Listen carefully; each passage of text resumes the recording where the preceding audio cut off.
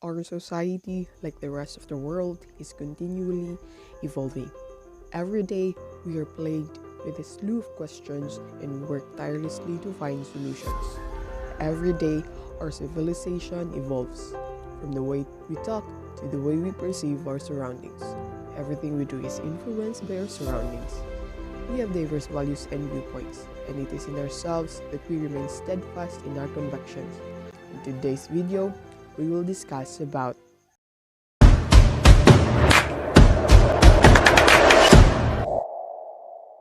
Theodore Bogart Hurt Vermelde, lived from 1904 to 1987, was a 20th century educational philosopher. Vermelde was best recognized as the originator of social reconstructionism as an American educator and educational philosopher. Vermelde advocated for schools to become significant forces for social and political transformation, influenced by John Dewey's educational theory. Vermelde has a passion for cultures and post-war tensions. Vermelde is unwavering in his belief that philosophy must be applied to real-world problems. He stated that both philosophers and educators must act forcefully on their values. Social Reconstructionism is a philosophy that emphasizes the addressing of social questions in a quest to create a better society and worldwide democracy. Reconstructionism is an educational ideology that focuses on enabling students to take control of their learning. Reconstructionism is a strategic philosophy for transforming society. Reconstructionism contains two premises. Number one, society is in need of constant change or reconstruction, and number two, such social change involves a reconstruction of education and the use of education in reconstructing society. The premise that the present society is flawed is at the heart of the social reconstruction philosophy. To put it another way, the society in which we live is shattered. So social reconstructionists think that education should be utilized to convert our current society into a new society that is just, moral, gratifying, and powerful for everyone, rather than simply correcting our society's defect. Reconstructionist believes that students are the critical element in bringing about social change. That's why they strive to organize the classroom in a classless, non-sexist, and non-racist manner. Reconstructionists believe that education should be a method of changing the world. When issues arise, they are brought to education so that it can be addressed and ultimately changed.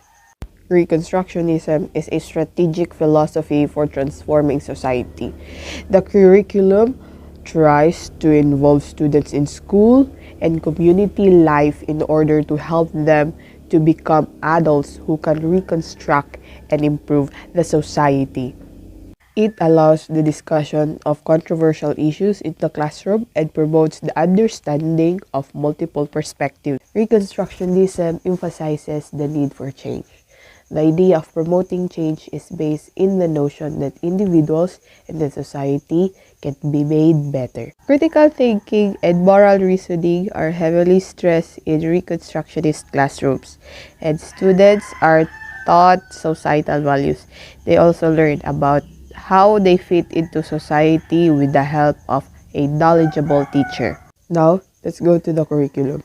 The curriculum focus their studies and energies alleviating pervasive social inequalities and to reconstruct society into a new and more just social order. It seeks for a curriculum that stresses cultural diversity, egalitarianism, and futurism. It deliberately committed in bringing about social and constructive change. The lessons are both intellectually informative and emotionally steer students about inequalities that surrounds them. The curriculum uses service learning and discussion groups to teach while also bringing the world into the classroom and the students out into their community. What are the roles of the students? The students are the critical element in bringing about social change. That's what Reconstructionist believes. Learners also are capable of initiating and adapting to change, especially if they are influenced by appropriate adult role models. The teachers are the resource person or the research project director in this philosophy. They are to create information and challenging lessons that will open the students' eyes to social inequalities. The primary task of teacher is to present daring lessons that will demand emotional responses from students, making them want to do something about it. As a facilitator or guide in learning, they instill a sense of commitment and responsibility. They empower students to understand societies, and moreover, they teach them to accept consequences from their actions. The mode of instruction or the method of instruction inside a reconstructionist classroom has a comparative learning method of instruction, and it fosters critical thinking. It is a student-centered philosophy, so the focus on is on active learning and activities. They analyze research and link issues to place in the community and larger society. In continuation, let's go to the critical pedagogy of Paulo Freire. But first, let us know who Paulo Freire is. Paulo Freire was a Brazilian educator and a philosopher who was a leading advocate of critical pedagogy. He was born in a middle-class household and his family was impacted by Great Depression.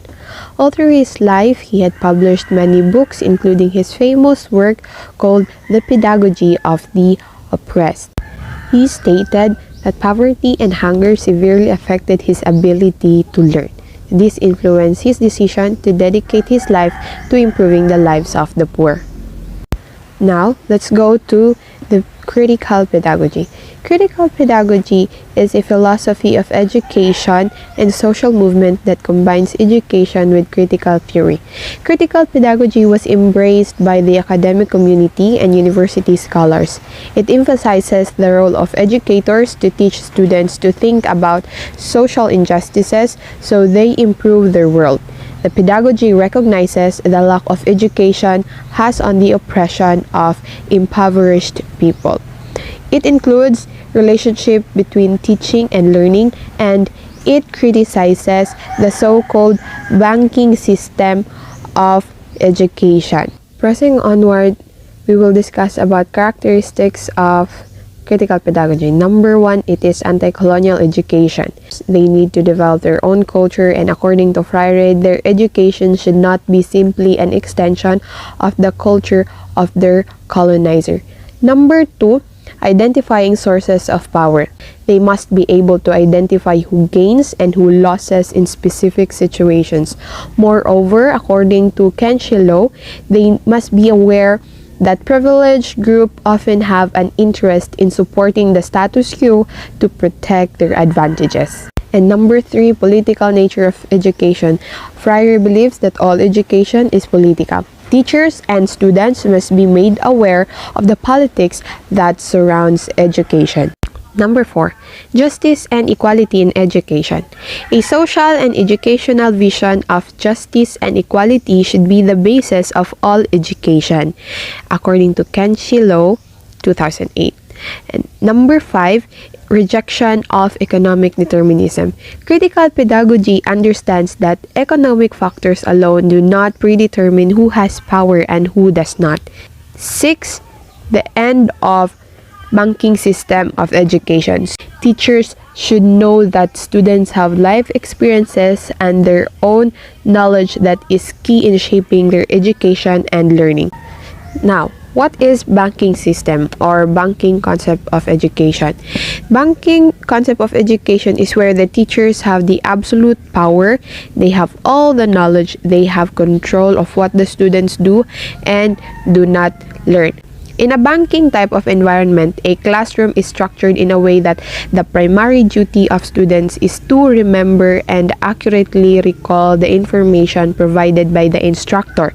They are not asked to participate in any other way and simply absorb the information in this type of approach.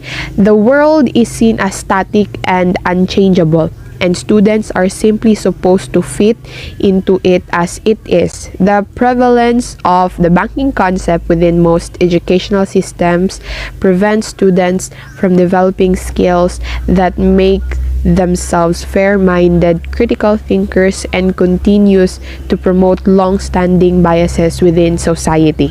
That's why Paulo Freire proposes the problem-solving method in education. This method is concerned with the task of presenting reality as it truly is and not glossing over the truth. Additionally, it holds two-way learning as essential in all education, and it treats dialogue as a vital part to successful education. The problem-solving method in education allows students to become critical thinkers, emphasizes scholarly inquiry, and fosters action upon reality. Earlier, we mentioned about critical conscious or critical consciousness. So what is critical consciousness? It is the ability to assess the political and social structures that exist and to empower people, especially students, to question authority and speak against injustices. Now, what are the roles of the teachers? The professionalism of teachers must be respected. Part of the role of any educator involves becoming a scholar and a researcher. It is vital to know your students, like their culture, knowledge base, language, and etc. The teachers must become warrior intellectuals, people who know their students and their backgrounds and who are willing to fight for them. Now, there is a change in relationship between the student and the teacher. There is a deep respect that should exist between the two, and we should think in terms of teacher-student and student-teacher. That is, a teacher who learns and a learner who teaches. So the roles of the students here is that they are the active participant. The relationship is that the teacher becomes a learner and the learner becomes a teacher.